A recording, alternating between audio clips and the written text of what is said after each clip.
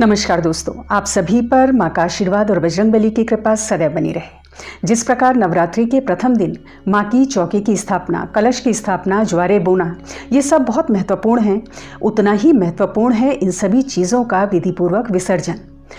क्योंकि किसी भी अनुष्ठान की सफलता जितना उसके विधिपूर्वक किए गए प्रारंभिक चरण में निर्भर करती है, उतना ही निर्भर करती है उस अनुष्ठान के समापन के ऊपर कि किस प्रकार आप उसका समापन करते हैं। तो आज की वीडियो बहुत ही महत्वपूर्ण है। आज हम इस वीडियो में जानेंगे नवरात्रि में कलश विसर्जन कब करना है, किस प्रकार करना है, कलश के ऊपर रखे हुए नारियल का क्या करना है और पूजा में प्रयोग की गई अन्य सामग्रियों का, चौकी के जो वस्त्र है, चौकी के ऊपर जो वस्त्र आपने बिछाया है, इन सब का क्या करना है, जो ज्वारे आपने बोए हैं उनका किस प्रकार विसर्जन करना है। तो इन सभी प्रश्नों के उत्तर आज हम इस वीडियो में जानेंगे। सबसे पहले जानते हैं कलश विसर्जन कब करना चाहिए। तो कलश विसर्जन हमेशा दशमी तिथि को करना चाहिए, जब नवरात्रि के 9 दिनों का अनुष्ठान संपूर्ण हो जाए। दशमी से पहले आपको चौकी पर रखी हुई किसी भी वस्तु को नहीं हटाना है, यथास्थानीय रहने देना है। चाहे आप कन्या पूजन अष्टमी या नवमी को कर लें, हवन आदि अष्टमी या नवमी को कर लें, तो भी जो विसर्जन होता है वो दशमी तिथि को ही किया जाना चाहिए। अब जानते हैं कलश और अन्य सामग्रियों का विसर्जन किस प्रकार करना है। दशमी तिथि को सुबह जल्दी उठकर स्नान आदि करके जैसे रोज आप माँ की पूजा कर रहे थे, वैसे ही आपको माँ की पूजा करनी है। धूप दीप आदि उन्हें अर्पित करना है, भोग अर्पित करना है, पाठ और मंत्र जो भी आपका समय अनुसार वो सब करें। उसके बाद सर्वप्रथम कलश का आपको विसर्जन करना है। अब कलश का जब आप विसर्जन करते हैं तो एकदम से कलश को यूं ही नहीं उठा देना है, क्योंकि जब हम कलश की स्थापना करते हैं तो सभी देवताओं का इसमें आह्वान करते हैं। कलश के नारियल में साक्षात भगवती के तीनों स्वरूप माँ महालक्ष्मी, माँ महासरस्वती और माँ महाकाली विराजती हैं। तो कलश और कलश के नारियल को हटाने से पहले विनयपूर्वक आपको इनसे प्रार्थना करनी चाहिए। कलश से प्रार्थना करें कि हे कलश देवता, कलश में स्थापित सभी देवी देवताओं से मैं प्रार्थना करता हूँ कि ये अनुष्ठान नवरात्रि का संपूर्ण हुआ है। अब आप अपने अपने लोकों को प्रस्थान करें, मेरे इस अनुष्ठान को सफल करें और कोई भी भूल चूक यदि इस अनुष्ठान में मुझसे हुई है तो उसके लिए मुझे क्षमा करें। तो इस प्रकार आपको प्रार्थना करने के बाद कलश को हल्के से हिला दें, हल्के से नारियल को, और फिर चौके को भी आपको हिला देना है। तो ये विसर्जन का प्रथम चरण संपूर्ण होता है। इसके बाद आप कलश और कलश में रखे हुए नारियल को वहाँ से हटा सकते हैं। अब बात आती है कि जो कलश का नारियल है उसका किस प्रकार विसर्जन करना है, विसर्जन करना चाहिए या नहीं करना चाहिए, क्योंकि अलग अलग मत हैं इसमें। तो दोस्तों, जो कलश का नारियल होता है वो भी माँ भगवती का साक्षात स्वरूप होता है, माँ लक्ष्मी का स्वरूप इसे माना जाता है। तो इसको तोड़ना नहीं है, प्रसाद रूप में इसे नहीं खाना है। ये जो कलश के ऊपर स्थापित नारियल है, इसको आप लाल कपड़े में जिस प्रकार आपने लपेट कर रखा है उसी प्रकार यथा स्थिति में इसको आप उठा लें और इसको अपने घर के तिजोरी में जो धन स्थान है वहाँ पर इसे स्थापित कर सकते हैं, या जो आपका पूजा का स्थान है, मंदिर है घर का, वहाँ पर भी आप इसको एक तरफ विराजित कर सकते हैं। पूरे साल भर घर की बरकत बनी रहेगी। अब ये हो सकता है कि पहले के आपके नारियल रखे हुए हों, कि पिछली नवरात्रि में या कोई और अनुष्ठान पूजा आदि आपने किए हों, उसके नारियल पहले से अगर स्थित हैं, आपके मंदिर में स्थापित हैं या तिजोरी में स्थापित हैं, तो उन पुराने नारियल का आप विसर्जन कर लें और जो नया नारियल जो आपने निकाला है, विसर्जन में हटाया है, उसको अपने तिजोरी में या जो घर का मंदिर है वहाँ पर आप रख दें। अब कलश के अंदर के जल का आपको क्या करना है कि अशोक या आम के जो पल्लव आपने कलश के ऊपर रखे हैं उनमें से एक पत्ता लेकर कलश के जल में डुबोकर उसके द्वारा पूरे घर में आपको कलश के जल का छिड़काव करना है। तो सबसे पहले मंदिर वाले स्थान पर आपको कलश का छिड़काव करना है, चौकी के आसपास छिड़काव करना है, फिर अपने रसोई घर में इसका छिड़काव करें, फिर प्रत्येक कमरे में इस पवित्र जल का छिड़काव कर दें। जो जल बचा हुआ है उसको आप किसी गमले में डाल दें या साफ वृक्ष के नीचे आप इसको डाल दें। तुलसी के गमले में इसको नहीं डालना है। कलश के अंदर की जो सामग्री है, जैसे कमलगट्टे आपने डाले हैं, सिक्के, हल्दी की गांठ, इनको आपको संभाल कर रखना है। इसके अलावा भी जो सामग्री आपने कलश के अंदर डाली है, गोमती चक्र अगर आपने कलश के अंदर डाले हैं तो इनका किसी का भी विसर्जन ना करें। इनको आपको क्या करना है वो मैं भी बताती हूँ।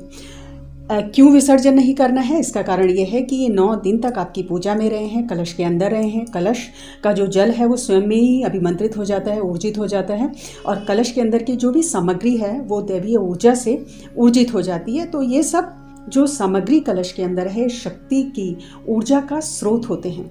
तो इनको आप अपने पूजा घर में रख सकते हैं। जैसे कमलगट्टे या गोमती चक्र अगर आपने कलश के अंदर डाले हैं तो उनको अपने पूजा घर में रखे रहने दें, या फिर उनको अपने तिजोरी वाले स्थान पर रख दें। जो हल्दी की गांठ आपने कलश के अंदर डाली है उसको आप अपने किचन में यूज़ कर सकते हैं। जो सिक्का है उसको भी संभाल कर तिजोरी में या अपने पर्स पर आप रख सकते हैं। अब बात आती है माँ की चौकी के ऊपर जो सामग्री है उसका क्या करें, किस प्रकार विसर्जन करें। तो देखिए, माँ की चौकी के ऊपर जो भी आपकी पुष्पमालाएं हैं, पुष्प हैं, या चावल, जौ, सुपारी, जो भी आपने भोग माँ को अर्पित किया है, लौंग आदि हैं, तो उन सब का आपको क्या करना है कि जो चावल हैं उसमें थोड़े चावल सर्वप्रथम निकाल कर जो आपके किचन में कंटेनर है चावल का उसमें आप डाल दें। ये माँ अन्नपूर्णा साक्षात है इन चावलों में, तो ये घर की बरकत बढ़ती है। थोड़े चावल आप अपनी तिजोरी में रख सकते हैं। जो बचे हुए चावल हैं आप पक्षियों को डाल सकते हैं या दान आदि में इनका यूज़ कर सकते हैं। जो भी पुष्प हैं उनका जल विसर्जन कर दें। षोडश मातृका यदि आपने स्थापित की थी या नवग्रह आपने स्थापित किए थे सुपारी के रूप में या जायफल के रूप में, जिस रूप में भी, तो उन सब का आपको जल विसर्जन कर देना चाहिए। और जल विसर्जन जब मैं बात कर रही हूँ तो यदि आसपास बहते जल की व्यवस्था नहीं है तो इनका भूमि विसर्जन आपको करना चाहिए। यानी एक साफ जगह पर ज़मीन में गड्ढा खोदकर इन सब चीज़ों को उस गड्ढे के अंदर दबाकर ऊपर से मिट्टी फैला दें। ध्यान रखें, गंदी जगह पर ये भूमि विसर्जन आप ना करें। कहीं भी कबाड़ पड़ा है और कहीं भी आपने ज़मीन पर डाल दिया, कच्ची मिट्टी के ऊपर डाल दिया और ऊपर से मिट्टी डाल दी, तो ऐसा कदापि ना करें। ये सब पूजा में प्रयोग की गई चीज़ें हैं, तो इनका उचित सम्मान के संग आपको भूमि विसर्जन करना चाहिए।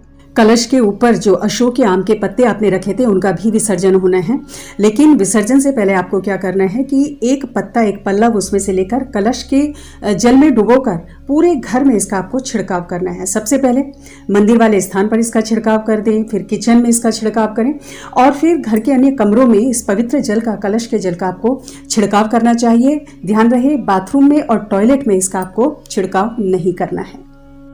अब जो माँ की मूर्ति है, अगर मिट्टी की मूर्ति आपने स्थापित की है माँ की, तो उसका जल विसर्जन आपको करना चाहिए। और जो धातु की अगर कोई मूर्ति आप माँ के लेके आए हैं तो उसका विसर्जन नहीं करना है, उसको आपको अपने घर के मंदिर में स्थापित कर देना है।